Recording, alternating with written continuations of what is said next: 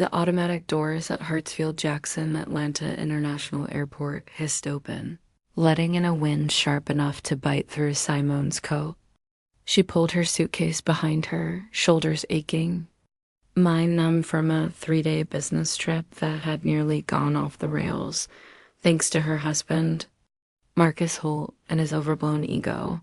All she wanted was a long shower, a glass of wine, and the peace of her Buckhead home. The kind of silence where she could think, exhale, and tell Marcus that she'd fixed his latest disaster again. Their company, Holt Ridge Realty, was safe for another quarter because she had done the work. Because she always did that as her black CV curved into the driveway. The lights from the massive living room, windows cut through the frosty night, odd. The house was never this awake at 10 p.m. normally. Marcus would be in his study pretending to read contracts. Their son Jerome gaming in his room, but when she stepped inside, the air felt wrong. Too still. Too thick. Hello? She called, hanging up her coat. Marcus? Jerome? A voice answered, not Marcus's. Simone, we're in the living room, said her mother, Carol Ann Holt. Her stomach tightened. Carol lived 40 minutes away. She didn't just drop by. A dread colder than the airport wind crawled through her chest. She rushed toward the great room and stopped cold. It wasn't a living room anymore. It was a courtroom. Marcus sat at the center of the designer sectional she'd chosen last Christmas, wearing an open-weight shirt and a look that was part pity, part arrogance. To his right sat Carol, her posture stiff as a sermon. To his left, her younger sister, Bria Holt, legs crossed, wearing a silk blouse Simone recognized from her own closet. And in the armchair by the fireplace, Jerome stood up as if guarding the door. What's going on? Simone asked, her voice catching. Is everyone okay? Jerome's expression didn't soften. Mom, sit down. I'm fine standing. You need to listen and not make a scene. A scene. The word sliced deeper than it should have. Jerome, what is this? You have to accept a new reality, he said, voice flat, practiced. You're not in charge of this family anymore. She stared at him, at her son, her blood, then at Marcus. Marcus? He finally met her eyes, and in that moment, she saw it, guilt wrapped in satisfaction. It's over, Simone, he said quietly. The farce is finished. What farce? Jerome pointed toward Bria. Aunt Bria makes Dad happier now. Unlike you. The room fell silent. The world tilted. Simone blinked once, twice. I'm sorry, what? Bria tucked a golden curl behind her ear, avoiding eye contact. It just happened. You've been gone a lot, always working. You mean running the business? Building this family, Simone hissed. Carol interjected smoothly. We wanted to tell you together. As a family. Simone turned toward her. You knew? I'm supporting happiness, Carol said. Marcus and Bria love each other. You've been married to your job for years. A man has needs, baby. It was said like scripture. Simone's laugh came out sharp and broken. Needs? You mean betrayal? Bria's hand shimmered as she reached for Marcus's. On her finger was a diamond ring, Simone's diamond ring. The antique Art Deco piece Marcus had given her for their 20th anniversary, the one she'd cried over when it vanished 6 months ago. That's my ring, Simone whispered. Marcus shrugged. It looks better on her. You never wore jewelry anyway? Something in Simone's chest fractured, clean and deep. We want you to move out, Jerome said. Dad's keeping the house. It's better this way. Simone stared at him, unblinking. Are you choosing this, Jerome? You're siding with the woman sleeping with your father? She's not just my aunt anymore, he muttered. She actually listens to me? You just throw money in lectures? Her pulse thundered in her ears. These people, her husband, her mother, her sister, her son, the 4 pillars of her life, had turned to rot before her eyes. Marcus stood, adjusting his cufflinks like he was closing a deal. Don't make this messy, Simone. The lawyers are ready. Leave quietly and we'll be generous. Carol's tone hardened. Marcus has a fair offer if you sign tonight. Simone's voice dropped to a dangerous calm. You all planned this. Marcus smirked. You built the stage, darling. We're just changing the cast. Her hand trembled only once when she pulled off her wedding ring and dropped it on the table. The diamond clicked like a gavel. You'll regret this, she said softly. Jerome's expression flickered, just for a second, then flattened again. Simone turned. She didn't take her coat, didn't grab her keys from the bowl. Her spare set was in her pocket. Don't you walk out that door. Carol called. You need to discuss the settlement? Simone didn't answer. She opened the heavy oak door and stepped into the cold Atlanta night. As the wind hit her face, her tears froze before they could fall. Through the window, she could see them already pouring champagne, celebrating her elimination. She climbed into her SUV, started the engine, and drove until the mansion lights vanished behind her. For 22 years, she had been the wife, the mother, the provider, the one who fixed every mess. That woman died tonight. The one gripping the steering wheel now was something new, something they should learn to fear. Atlanta's night bled past the windshield in streaks of red and gold as Black Simone Holt drove nowhere in particular. The tears had already dried into salt on her cheeks, leaving only the kind of silence that hums in your bones. She didn't know where she was headed, only that she could never turn back. The gaslight blinked like an accusation. She pulled into a lonely 24-hour station off I-285, the kind that smelled of diesel and coffee left too long on a burner.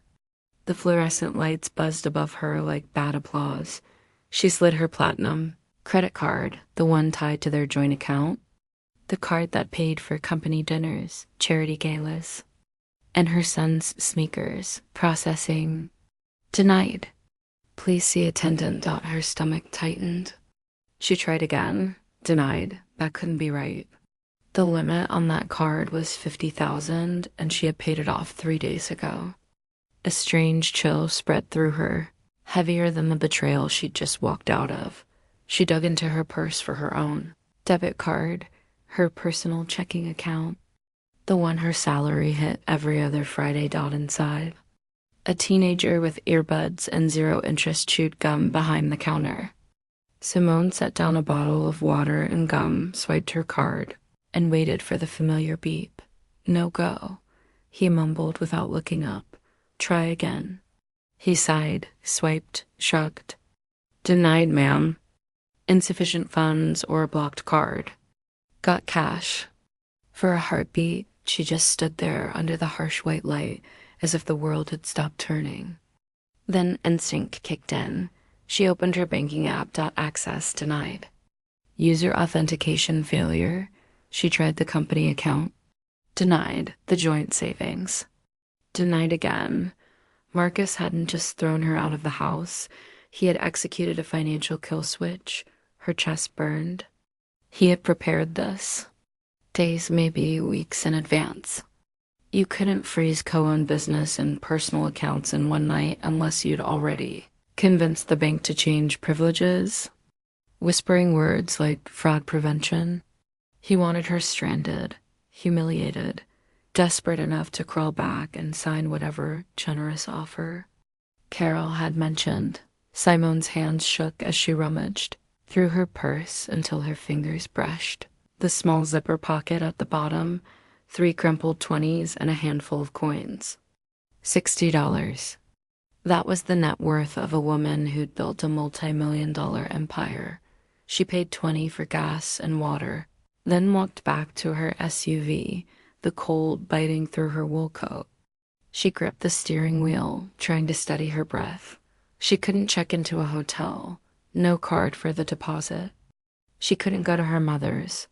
Couldn't show up on Bria's doorstep. She drove until she saw the neon word. Vacancy flickering outside a roadside motel. the kind where truckers slept off exhaustion and dreams. The clerk didn't even open the glass window fully. Prepaid. 50 for the night. She slid over 50 of her 60 and received a tarnished brass key labeled 12. The room smelled like smoke and tired lives. The heater rattled, coughing out warm dust. She sat on the edge of the sagging mattress, still in her navy business suit, coat wrapped around her shoulders like armor. Her phone buzzed, 118 missed calls. Not from family. Not from apologies. Mostly from Reginald Pierce. Marcus's shark-smiled attorney. Then the emails came. Subject: marriage dissolution agreement. Subject: urgent non-disclosure required. Subject: termination notice. Holt Ridge Realty. She opened the last one. Effective immediately. Her position as chief operating officer was terminated for cause. Corporate espionage. Gross negligence.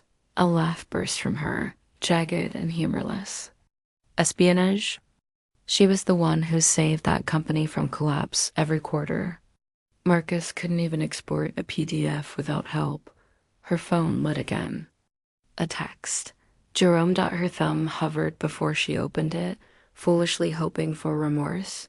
Mom, don't make this harder. Dad says he'll cut my tuition and trust fund if you fight the divorce.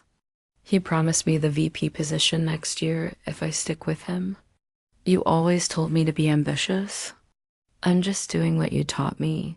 She dropped the phone like it burned. That was the final erasure. Marcus had bought her son's loyalty, using the wealth she'd built. Simone curled up on the bed, knees to her chest, tears cutting hot lines down her face. She cried for the baby she once rocked through fevers, for the sister she defended on playgrounds, for the husband she believed in when all he had was charm and borrowed suits. But as the night dragged on, the tears dried. What replaced them wasn't grief, it was steel. They thought they had erased her. Thought taking her cards and passwords meant taking her power. They forgot who drew the blueprints. They forgot the architect. Marcus thought Holt Ridge ran on his charisma. He was about to learn it ran on her brain.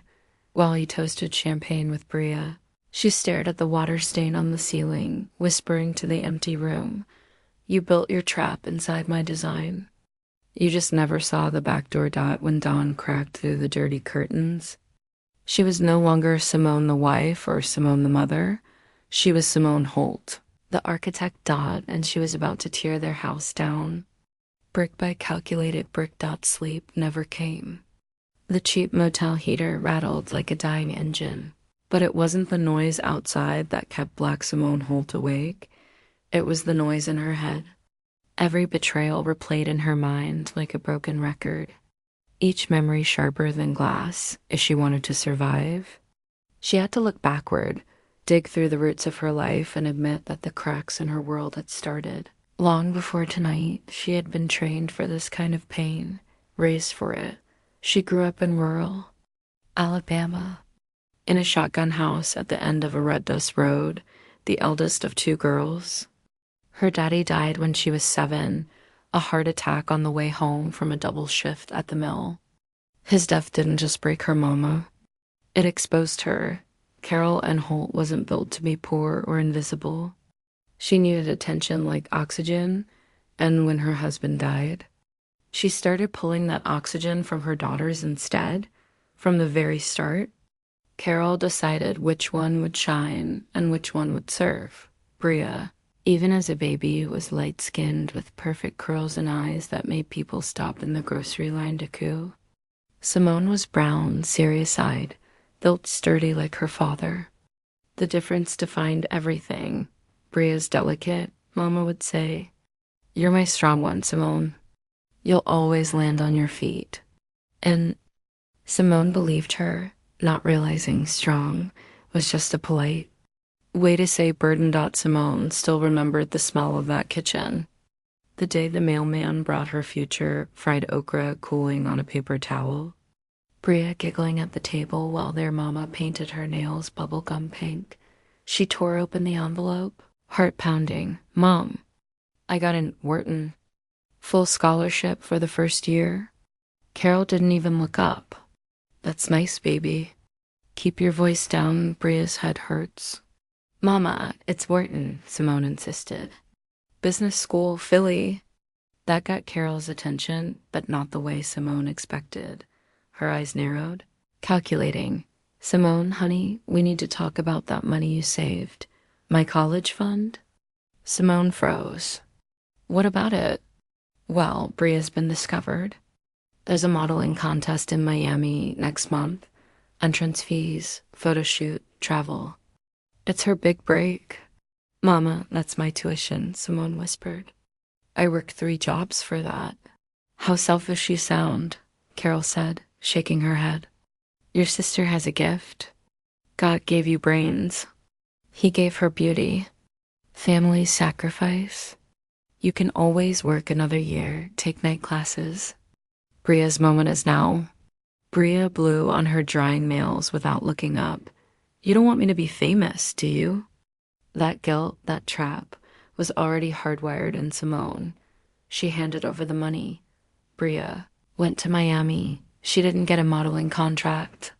She came back with a tan and bags of new clothes. Simone picked up double shifts at the diner to rebuild her savings. Starting college a year late and exhausted, nothing changed after that. Only the price tags when Simone graduated top of her class. Mama didn't come to the ceremony. Bria's having a hard time with her breakup, she'd said on the phone. I can't leave her alone. When Simone got her first promotion in Atlanta, Mama called the next day not to congratulate her, but to ask for rep money for Bria, and Simone always said yes. She paid Bria's car note, her acting classes, her medical bills. Even bought Mama a condo so she'd be comfortable. She told herself it was love, that if she gave enough, fixed enough, worked enough, one day her mother would finally say, I'm proud of you. Baby, that day never came. Mama didn't see Simone as a daughter. She saw her as a safety net, the electric bill with a heartbeat. Then came Marcus Holt, the charming, ambitious man with a smile sharp enough to cut glass. She met him at a downtown networking mixer, standing under chandeliers that smelled of money and ambition. He was the loudest voice in the room, bragging about numbers that didn't add up. Selling dreams to men twice his age, she'd stood off to the side, listening, analyzing Dot when he finally approached her by the buffet and said, Looks like you're judging my shrimp skewers, she replied dryly. No, I'm judging your math. You're promising 15% returns in a declining district. You'll sink them in 6 months? He blinked, then grinned. Okay, you caught me. I'm big ideas, not spreadsheets. Maybe I need someone who can do the boring stuff. The boring stuff keeps you out of prison. She shot back. That was the moment he fell, or pretended to. Marcus didn't see a soulmate. He saw an investor with a pulse. A woman conditioned to carry everyone else's load and call it love. Within 6 months, they were married. Within a year, they launched Holt Ridge Realty. He was the face, all interviews, handshakes, and photo ops. She was the foundation, the architect who made it all stand. And just like that, Simone had rebuilt her childhood. Same roles. Different players. Marcus replaced Carol as the golden one. Bria would soon reclaim her throne as the princess, and Simone, still the mule pulling everyone's dreams uphill. Back in the motel. Dawn leaked through the dirty curtains, pale and merciless. Simone sat up, rubbing the salt of dried tears from her face. The pattern was clear now, painfully, perfectly clear. She had spent her entire life feeding people who only knew how to take. They'd taught her that strong meant silent, that love was labor, that sacrifice was currency. But strength wasn't submission, not anymore. Mama was right about one thing, she murmured to the flickering lamp. I am strong. Strong enough to stop carrying y'all. She reached for her laptop bag. Her pulse steadied. It was time to stop being the dutiful daughter. Time to become the CEO who liquidates toxic assets. The weak sunlight cut across the room. Gilding the cracked wallpaper, Black Simone Holt opened her laptop. Inside was the portal to everything Marcus thought he'd locked her out of, the empire she'd built, the system she'd coded, the trap he didn't know existed. For the first time in 22 years, she smiled, a cold, deliberate smile. "Let's audit my life," she whispered. "Every lie, every ledger, every one of them." Outside, traffic hummed on the interstate, the city already awake, unaware that somewhere in a cheap motel, the woman they thought they'd erased was designing a blueprint for their destruction. The laptops. Glow lit up the motel room like a small halo, the only light in Simone's new universe. Her fingers hovered over the keys. This wasn't just logging in, this was resurrection. She still remembered the first year of Holt Ridge Realty like a fever dream. Back then, she and Black Marcus Holt were just two hustlers with matching ambition and opposite skills. He could charm the teeth out of a snake. She could calculate exactly how much the venom was worth.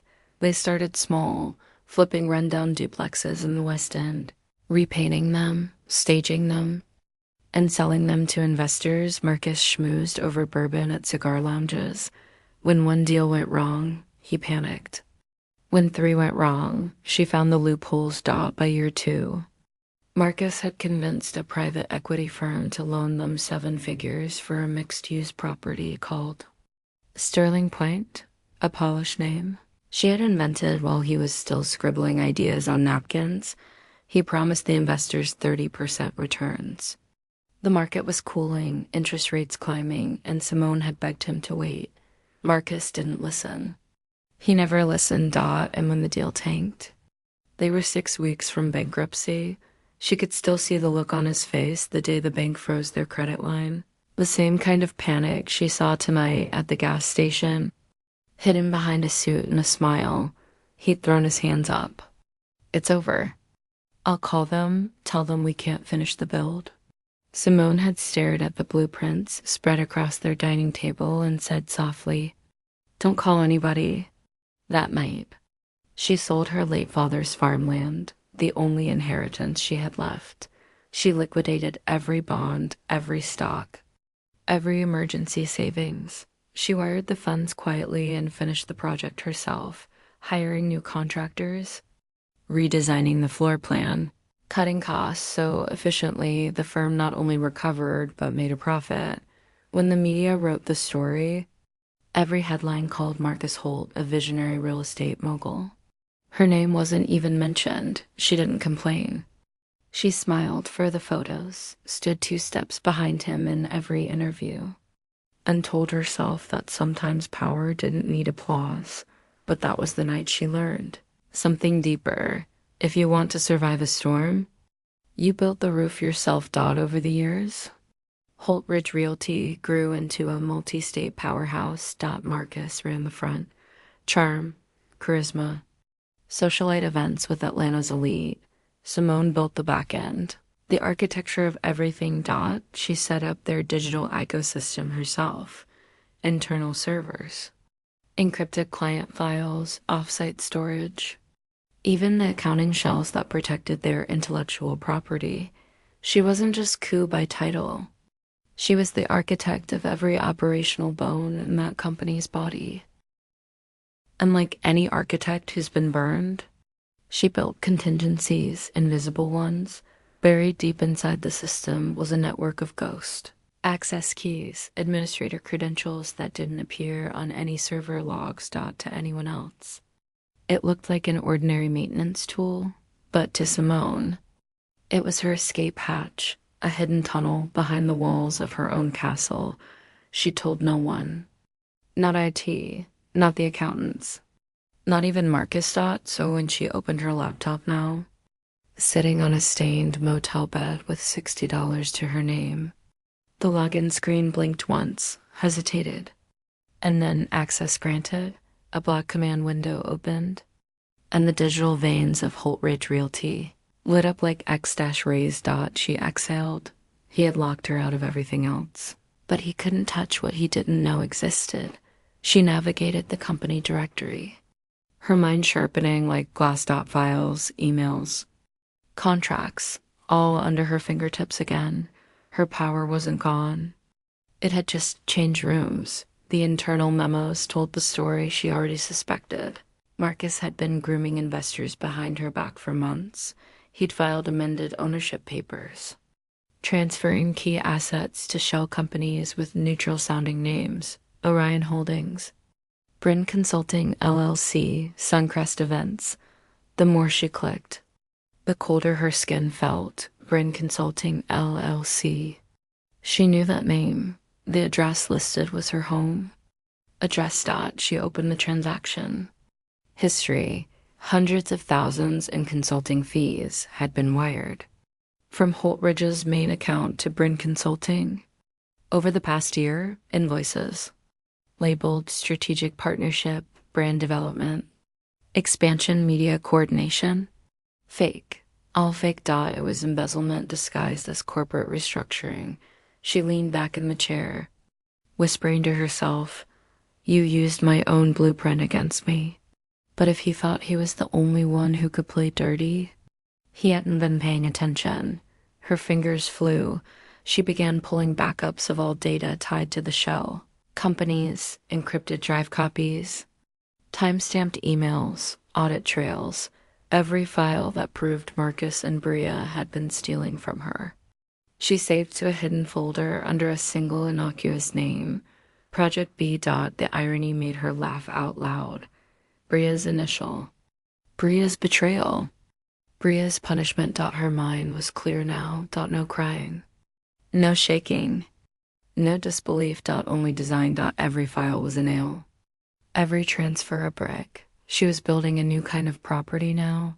Not condos, not office towers, but a legal skyscraper designed to collapse exactly when she pressed the right key.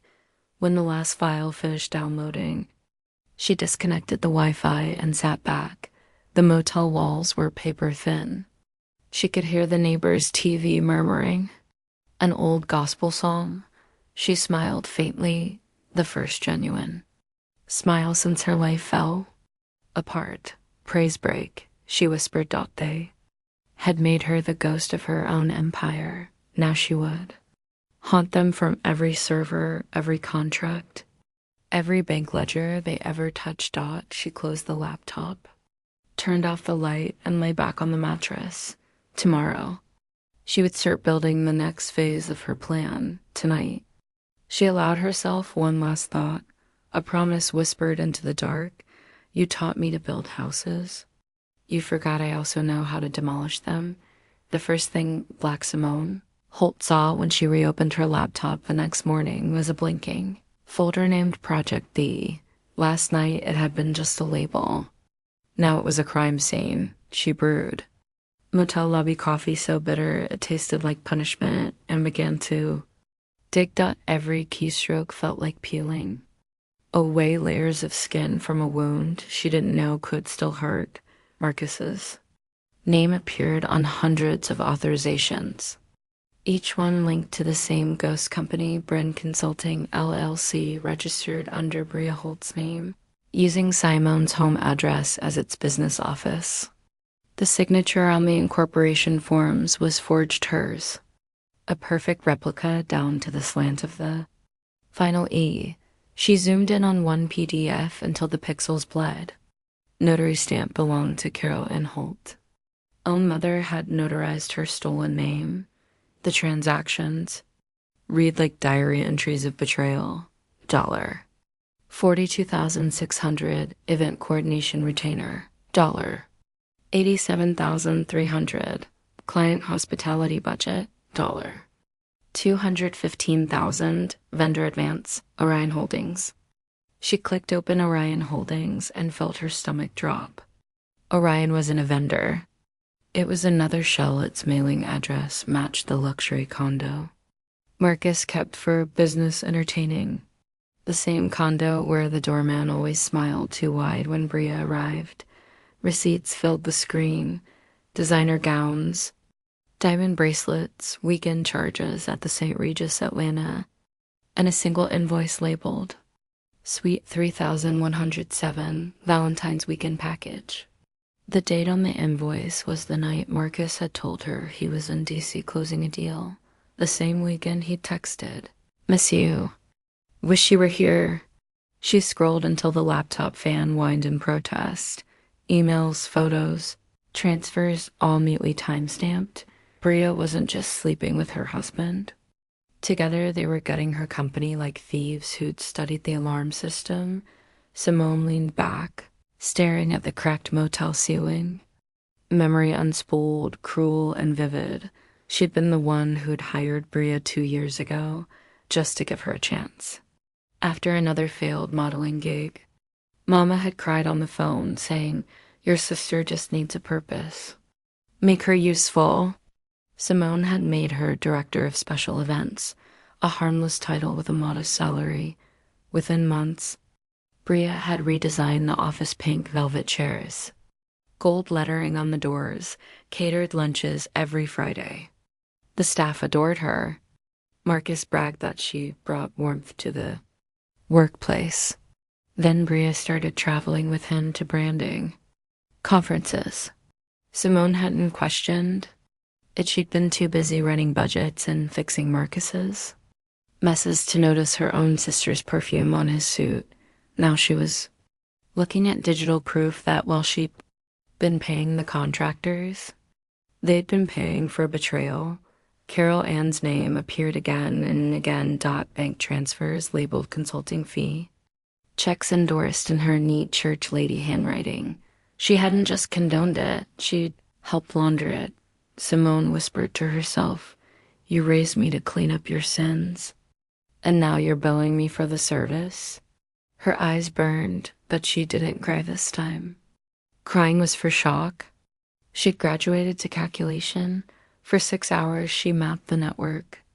Holt Ridge gives, Orion Holdings gives, Bryn Consulting gives, personal accounts gives, credit lines funding, Marcus's lifestyle. Every route ended with her family. She built a spreadsheet that looked less like accounting and more like anatomy, a map of arteries feeding one diseased heart. When she finished, the totals glared back at her. $3.2 million siphoned over 2 years. She saved everything twice. One copy encrypted on a drive labeled Taxes 2021. The other uploaded to a hidden cloud under a random church name, New Grace Revival Ministries. Then she wrote a single line in a private journal document. They mistook generosity for ignorance. Mistake number 1. When she finally closed the laptop, the sun had set again. Through the thin curtains, the city lights shimmered like temptation. Her phone buzzed with another text. "Marcus, this time, you're making this harder than it has to be. Sign the papers. Walk away gracefully. Be a lady." She typed back one word and deleted it before sending architect. Instead. She smiled, a slow, dangerous smile. "They really think I'm the blueprint they can steal?" she murmured. "They forgot who drew the map." Simone reached into her bag, pulled out a cheap prepaid phone she'd bought from the gas station counter. If Marcus had built this scheme on arrogance, she would dismantle it with precision. She scrolled through old contact lists until she found a name she'd never thought she'd need again. Elijah Vance. A man Marcus once bragged about ruining. A man who owed her nothing and hated her husband enough to listen. She stared at the name for a long time, thumb hovering over call. Not yet. First, she'd assemble the arsenal. Tonight was about proof. Tomorrow would be about strategy. She closed the burner phone and whispered to the silence, "Y'all built an empire on my back. Now I'm about to repossess the land." The motel clock glowed 2:47 a.m. when Black Simone Holt woke from a restless doze.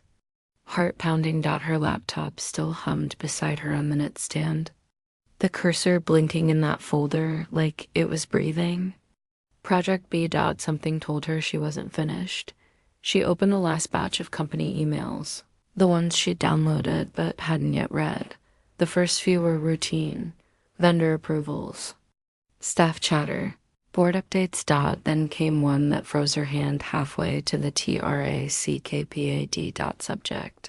Confidential Crisis Strategy. SH. Sent from Carl.and.Holt@HoltRidgeGroup.com CC. Marcus.Holt@HoltRidgeGroup.com. Bria.Holt@HoltRidgeGroup.com. She clicked it. The email began. We must act before Simone can recover. I've spoken with Dr. Kennison. He'll provide documentation of her emotional instability. If she tries to claim misappropriation or fraud, we'll counter with a mental breakdown narrative. That way the courts will protect Marcus and Jerome. This is for her own good. Attached was a draft affidavit from a psychiatrist Simone had seen once years ago for workplace stress.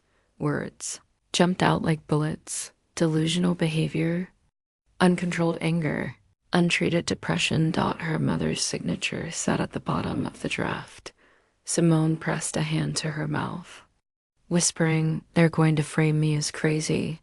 Bria had replied to that email minutes later. "Love this plan.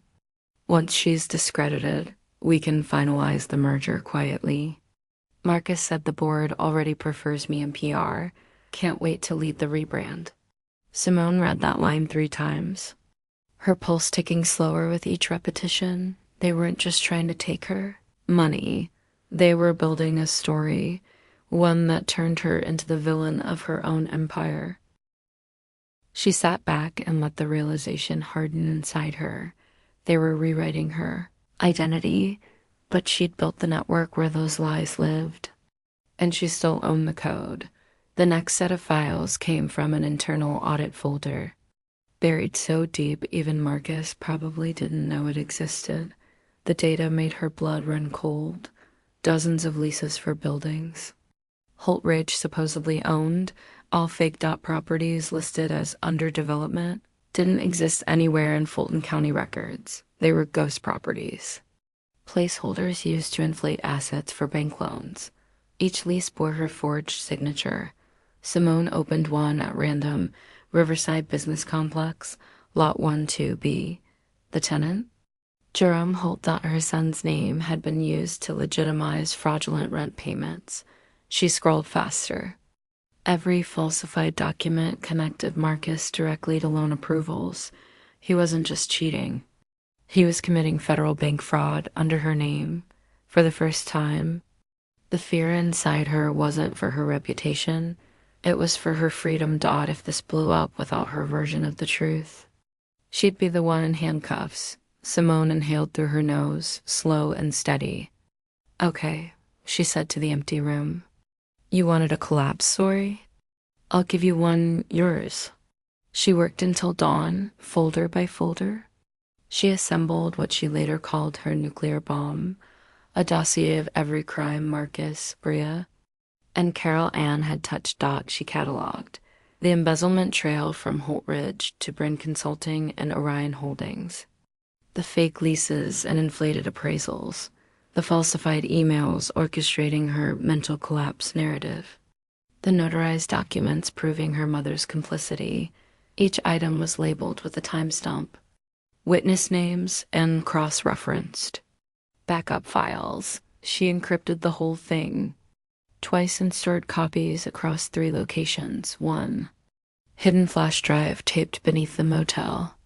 Sync that to a secure cloud vault under an alias that mimicked a dormant church. 3. A printed binder locked inside a storage unit, registered under Holt Logistics LLC, a company Marcus had long forgotten existed. When it was done, she renamed the main file Blueprint_Final. She stared at that title for a long time. It wasn't just data. It was justice in architectural form. Every number, every signature, every betrayal laid like steel beams in a skyscraper of retribution. By mid-morning, exhaustion hit, but so did clarity. If she dropped this dossier in public, the fallout could destroy Holt Ridge completely. Marcus would go down, but so would she. The fraud bore her forged name, her credentials, her company title. She needed protection. She needed a partner who hated Marcus Holt as much as she did. Her mind flashed. Back 5 years to a fundraiser at the Hyatt Ballroom. Marcus shaking hands with a rival developer, Elijah Vance. A sharp-dressed man with old money and older grudges. They'd once been partners on a Beltline expansion project. Marcus had backstabbed him, bribed a city official, and stolen the deal. Elijah had lost millions. And his reputation. Marcus had laughed about it for months. Simone remembered overhearing him one night on the phone. Vance thought he was a king. Turns out he was just a pawn. You don't go up against me in Atlanta and live to tell the story. Now, sitting in this motel with a laptop full of dynamite, she smiled faintly. Let's see if the pawn wants to return the favor. She bought a new burner phone that afternoon and scrolled until she found the old contact. Elijah Vance, Vance Urban Developments. Her finger hovered over call. She rehearsed the opening line in her head. Mr. Vance. This is Simone Holt. I know you have no reason to trust me, but I have information that can ruin Marcus, and I think you'll enjoy it. Her pulse raced. The phone rang once, twice, 3 times, then a deep voice answered. Smooth as aged bourbon. Vance. Mr. Vance, it's Simone Holt. A pause, then a low laugh. Well, Marcus's better half, or used to be. To what do I owe the pleasure? She kept her voice even. You once said Marcus Holt cheated you out of your Beltline contracts. He did. Why? You planning to avenge me? I'm planning to burn him. You can bring the gasoline. There was silence, then a quiet whistle. You've got my attention. What are you offering? Evidence. Fraud, bribery, falsified leases. And a deal. You help me stay protected legally, financially, and I'll hand you everything you need to bury him alive. Vance exhaled slowly, intrigued. I always did respect a woman who comes prepared. Meet me at the Peachtree Club tomorrow, noon. Bring proof. The line clicked dead. Simone stared at the phone. Heartbeat steady now. They thought she was cornered. They thought freezing her. Accounts and smearing her name would end her, but the architect was about to go into demolition. She closed her laptop, lay back on the thin mattress, and whispered into the dark, You built your trap too shallow. I'm building mine in silence. Tomorrow, she'd walk into the Peachtree Club, not as Marcus's wife, not as the woman they called unstable, but as the executioner who designed the blueprint of their downfall. The Peachtree Club smelled of old money and polished leather, a place where grudges aged like single malt whiskey. Black Simone Holt walked through the brass doors in the same wrinkled suit she'd fled her house in, laptop bag heavy with evidence and a heart beating with a plan. She felt watched in a way she welcomed now. This was no longer about hiding. It was about theater. Elijah Vance sat in the library lounge like a man who'd been carved from granite. Silver hair, precise suit, eyes that measured people like blueprints. He didn't stand when she approached. He folded his paper and looked up with the bored interest of someone waiting to be entertained. Mrs. Holt, he said, the name a small, approving nod. You look like hell. She let out a short laugh. I feel worse, but I'm awake. She didn't waste time. She opened the laptop, turned the screen toward him, and slid the dossier across the coffee table like a confession no priest could absolve. 3 years ago, you lost on the Beltline deal, she said, her voice low. Marcus bribed a councilman. I have the wire transfers, the emails, the shell company trail. And while we were building, he was building a side life with my sister and laundering money through phantom vendors. He forged my signature. He's cooking the books. If we expose him, he's done for criminally and publicly. I need protection. You get the Beltline deed back if you step in and take over the rescue loan. I get you the proof. Elijah studied the files, lips thinning into a line. When he spoke, it was slow and careful, the kind of voice that had watched boy kings fall before. You come to me with an offer that could ruin a man I've been trying to bury for years. Why now? Because he thinks I'm finished, Simone replied. He froze my accounts and made me look insane. He thinks signing a settlement will quiet me. He's wrong. He signed the front door closed without looking for the back door. Elijah's chuckle was a dry thing, not cruel, appreciative. You're vengeful. Efficient, she corrected. He dragged out his phone and dialed his general counsel. The voice on the other end was crisp and competent.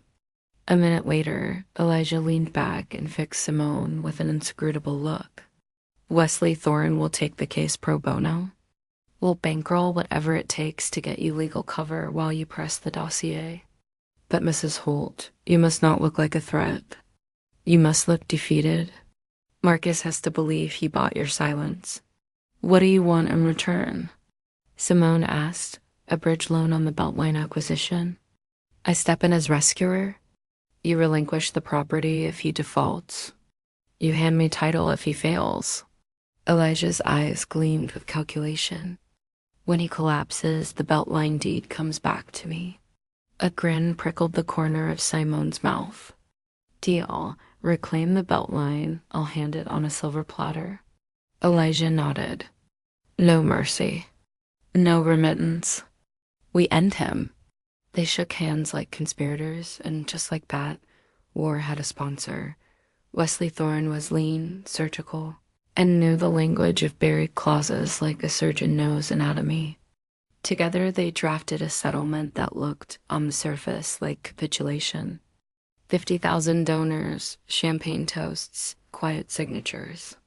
Marcus would gloat. He would parade the check as proof he'd bought the problem away, but Wesley had written a clause the way Simone drafted a contract, invisible. Precise, ut memovable. Section 14, subsection C. Paragraph 4 read in lawyerly monotone in Wesley's voice as Simone followed along.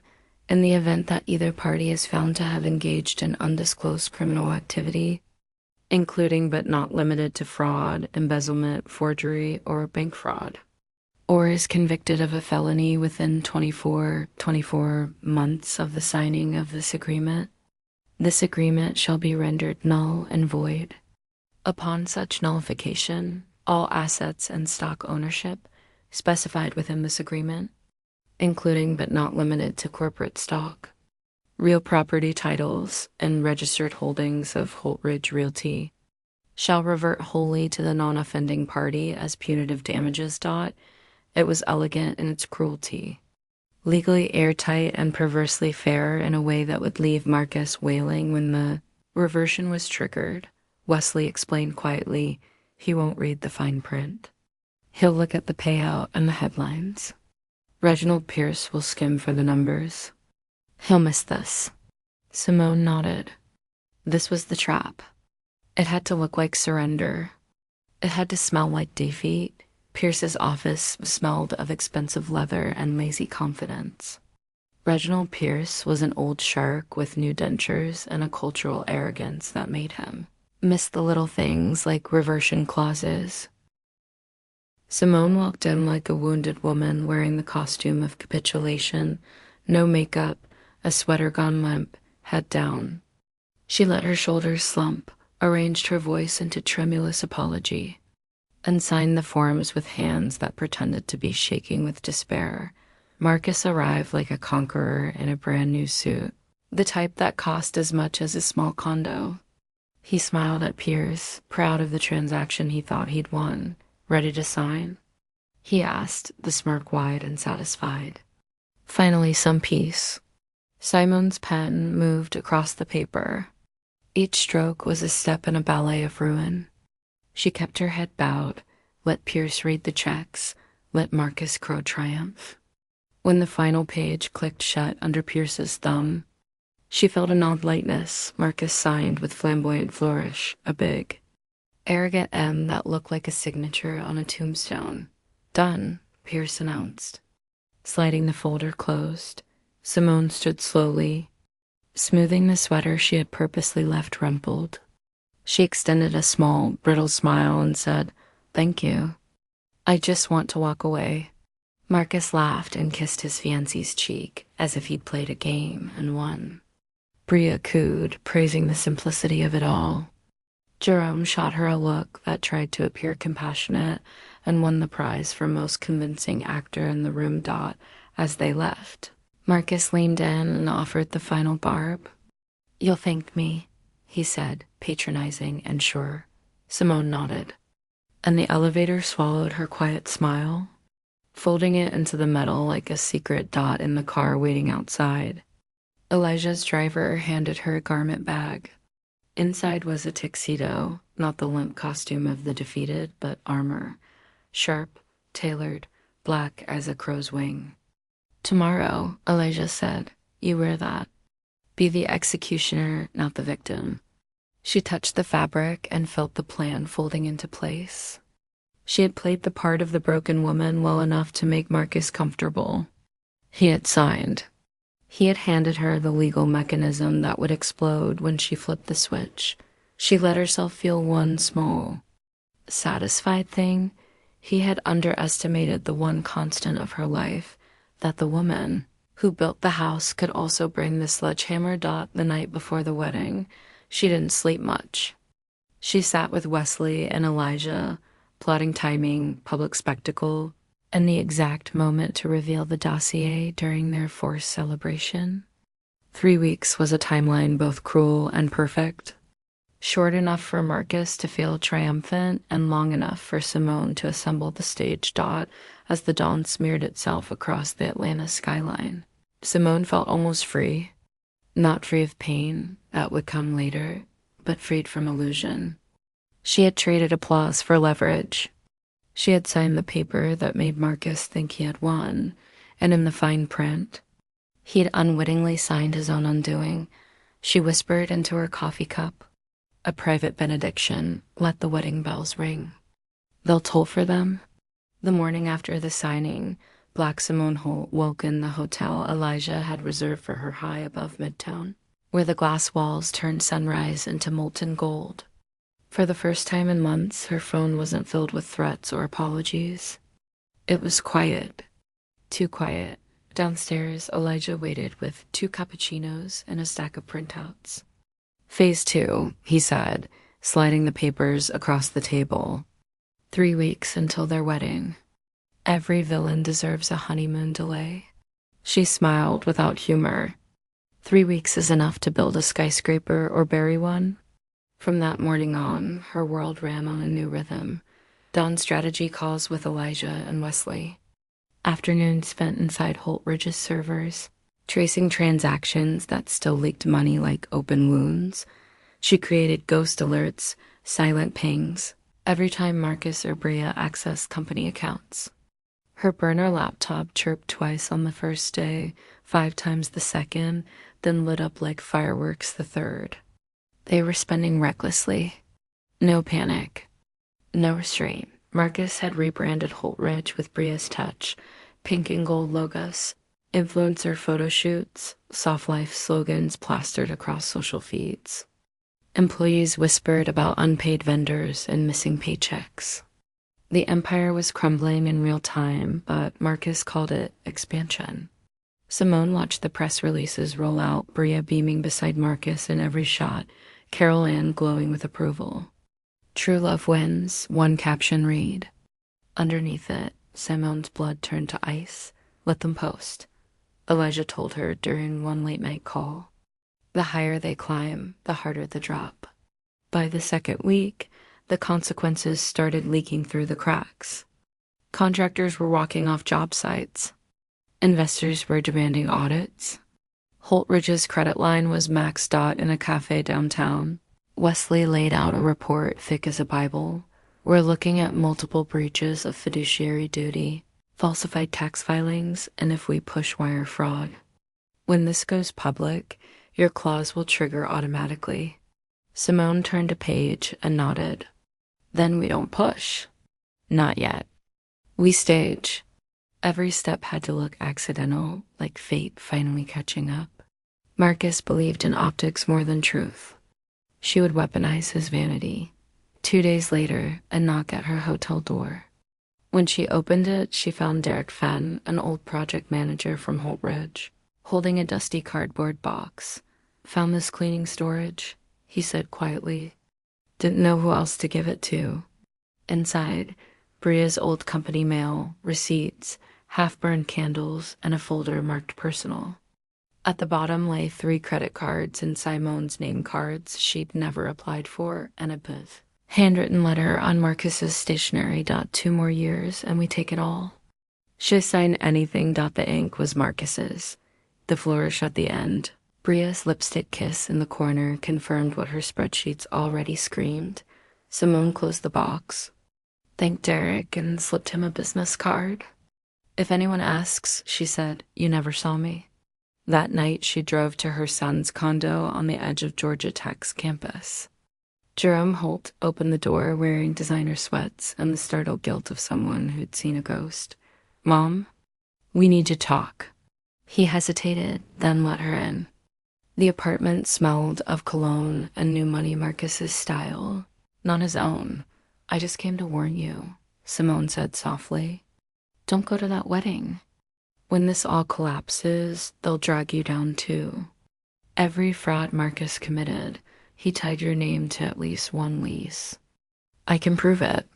Jerome's jaw tightened. "Dad said you'd say that." "He said you'd twist everything to make yourself look like the victim." Her throat burned. "I am the victim, Jerome. I'm also the one who paid for your tuition, your car, your life." He looked away. "You taught me to fight for my future." "That's what I'm doing." Simone stared at him for a long moment, memorizing the boy she'd once held against her chest during thunderstorms. "You're fighting for a man who'll sell you when he's done." He didn't answer.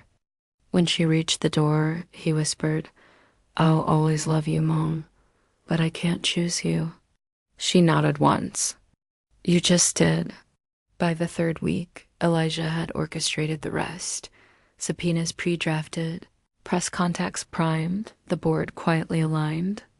Simone rehearsed her role in front of a mirror, calm, precise, untouchable. The night before the wedding, Elijah handed her a garment bag. Inside, the tuxedo gleamed like midnight. "When you walk in tomorrow," he said, "don't flinch. Don't cry. Don't explain. Let the evidence speak." Simone traced the lapel between her fingers, the fabric cold and perfect. What if he still thinks he can talk his way out? Elijah smiled thinly. Then he'll talk himself straight into prison. She looked out the window at the skyline, Atlanta glittering like a city built on secrets, and whispered, "They wanted me to vanish. Instead, I'll make them unforgettable." Atlanta's skyline shimmered in early June heat, the kind that made glass towers look liquid dot inside the St. Regis ballroom. Chandeliers burned like captured suns. Everything gleamed crystal, champagne. Ambition, the illusion of untouchable perfection. It was the wedding of the year. Marcus Holt and Bria Holt, rebranded as the city's newest power couple. Guests in designer tuxedos filled rows of white chairs. Reporters waited by the floral arch. Every camera pointed at a stage built from lies.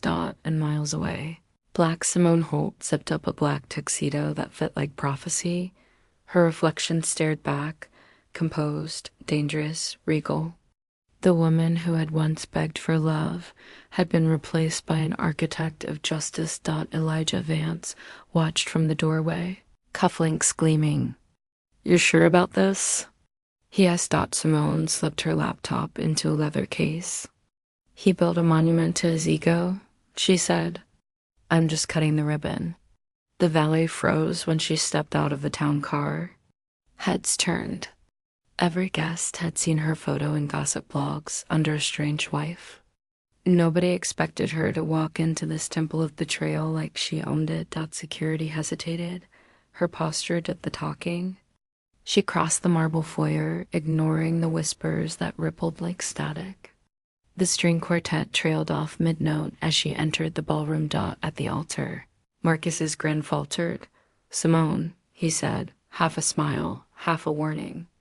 "This is private." Nothing about fraud is private, she replied, her voice calm as glass. But don't worry, I brought enough light for everyone. Bria's face drained of color. What are you doing here? Simone walked down the aisle slowly, each step echoing through the stunned silence. Presenting evidence, she said. You can call it a wedding gift. Elijah appeared at the back of the room, phone raised dot in perfect sync. Wesley Thorne's legal team activated the digital drop. Every screen in the ballroom, the live feed monitors, the slideshow projector, even the LED floral wall, blinked once. Then came alive with a black background and white text. Project B, fraud, embezzlement. PRJOR gasps cut through the air, emails flash next. Marcus's correspondence with investors, Bria's invoices through Bryn Consulting, Carol Ann's notarized affidavit, transfers, wire receipts, bank logs, proof upon proof, unfiltered. Undeniable dot the audience watched as a year's worth of deceit unfolded above the wedding arch like scripture from hell. Bria screamed. Turn it off. Turn it off. Marcus lunged for the AV booth, but the doors were locked. Elijah leaned against the back wall, expression mild. Savoring justice with quiet satisfaction, Simone's voice carried through the chaos. You forged my name. You stole my company. You built an empire with my blood, and you thought I wouldn't notice? Marcus spun toward her. You vindictive, smart, she interrupted. The word you're looking for is smart. Cameras flashed. Guests backed away, whispering. Reporters were already live streaming. Within minutes, #Holt scandal was trending across Atlanta. Carol Ann tried to rush forward, but security stopped her. You're ruining us, Simone. She shrieked. You're ruining your family. Simone turned, eyes cold. You ruined it when you sold your daughter to her sister's husband. For a moment, no one breathed. Marcus shouted over the noise. She's lying. None of this. A projector cut him off. Footage from security cameras Simone had retrieved weeks earlier. Marcus and Bria, together, in his office, his voice clear. 2 more years and we take it all. She sign anything. The sound hit like a verdict. The crowd erupted, gasps, shouts, chairs scraping. Photographers surged forward. Bria dropped her bouquet and stumbled off the stage. Marcus stood frozen, every ounce of his charm melting into panic. Simone looked around the chaos she'd built, her final design. The house of lies collapsing under its own gold-plated roof. Elijah approached, slipping a folded document into her hand. Section 14, subsection C, he murmured. Triggered. She smiled faintly. So it's done. It's done. Reporters shouted questions. Mrs. Holt, did you plan this? Mrs. Holt, was it revenge? But she didn't answer. She turned, walking back up the aisle. Every step a demolition charge taught behind her. Bria sobbed into her ruined veil. Marcus fell to his knees, face buried in shaking hands, and as the ballroom descended into chaos, the big screen flickered one final line before going dark. On the marble steps, the summer air hit like baptism. Simone lifted her face to the sun, eyes closed. For the first time, there was silence inside her. Elijah joined her, holding out a phone. Wesley just confirmed it. The board voided his ownership. Holt Ridge is yours again. Simone let out a slow breath. Not mine, she said. Just free. He studied her for a moment. You burned him clean. What now? She smiled, a quiet, dangerous smile. Now I build something honest. Maybe not an empire, maybe a home. They walked down the steps together as news vans screeched to the curb. Behind them, the ballroom erupted into chaos, cameras flashing. Marcus shouting about conspiracies no one would believe. Ahead, Atlanta stretched wide and golden, the same city that had once swallowed her whole, now glittering like an open door.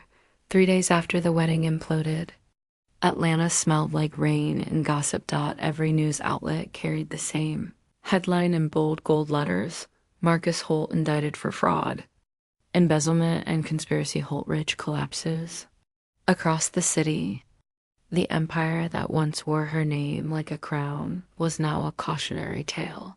Black Simone Holt watched from her penthouse balcony, coffee in hand, calm as sunrise. Down below, the city pulsed as if nothing had happened, cabs still honking, trains still running, lives still unfolding.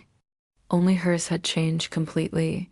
Marcus had been arrested 2 nights after the wedding, picked up at the St. Regis parking garage trying to leave in a borrowed SUV when the police found a briefcase full of cash and offshore paperwork. The press called it the groom who tried to run. Bria vanished from social media the same night. Someone said she'd fled to Miami, chasing silence she'd never find. Carol Ann tried to give interviews, but the networks turned her down. Nobody wanted a mother who'd notarized her daughter's betrayal. Holtridge Realty officially dissolved. Elijah Vance's firm purchased the remains for pennies and reinstated Simone as founding architect and interim CEO, not out of pity, but respect that the woman they'd erased had become legend. On a quiet afternoon a week later, the doorbell rang. Simone opened it to find Jerome Holt, dressed in the same gray hoodie he used to wear in college. Eyes hollowed out by regret, he stood there for a long moment. The kind of silence that carried apologies words couldn't hold. "Mom," he said finally, "I didn't know it would go that far." "I thought Dad." She held up a hand. "You thought he loved you more than he loved power?" Jerome's eyes filled.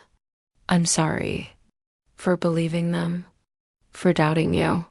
Simone studied him, the angles of the man he'd become, the echo of the boy she'd raised. "Don't apologize," she said softly. "Just learn. Never trade truth for comfort." He nodded. "What happens to us now?" "You rebuild," she said, "but this time from your own blueprint." When he hugged her, it wasn't forgiveness she felt, it was release. A week later, Elijah visited her office overlooking Peachtree Street. He'd carried a folder and that same half-smile of calculated ease. "Holtridge will need rebranding," he said. "We're thinking Holt Architectural Group, you at the helm?" Simone shook her head. "No, the Holt name is ashes. Let it die." He raised a brow. "Then what do you want?" She looked out the window, the skyline reflected in her eyes. "Something honest. Something that doesn't start with revenge." He nodded, closing the folder. "Then start clean. And when you're ready, I'll invest quietly." As he turned to leave, she said, "Thank you, Elijah, for not saving me, for standing beside me while I saved myself." He gave a small salute. The architect never needed rescue. She just needed a stage. By August, Simone had founded Blueprint Initiative, a community firm that trained young Black women in real estate finance, construction law, and digital entrepreneurship, the skills she once had to fight to learn. She held classes in the same Midtown office that used to bear Holtridge's golden logo. Now the sign above the door was simple: Blueprint Initiative, built by women who build. Some nights she stayed late, lights low, scrolling through architectural renderings while jazz drifted through the speakers. Atlanta glowed beneath her, the same city that had broken her, now pulsing with promise. One evening she drove out past the Beltline, where construction cranes reached toward the sky like prayers in steel. A new development stood there, one she'd quietly financed through the initiative. She parked, stepped out, and looked up at the scaffolding bathed in sunset. A foreman approached. "Ma'am, we're pouring the cornerstone tomorrow. Want your name on it?" Simone smiled. "No, just put this." She scribbled on a scrap of paper. "For every woman who was told to be strong when she needed to be seen. She tucked it into the concrete mold herself before the workers sealed it in Dot as the cement hardened. She whispered, "Let them forget my name. Just not the work." The wind shifted warm, full of Atlanta dust and beginnings. Simone turned toward her car, her reflection glimmering faintly in the glass. For the first time in years, she saw herself not as survivor, not as avenger, but as builder. Black Simone Holt had torn down her house of lies. Now she was building something that would never need rebuilding again.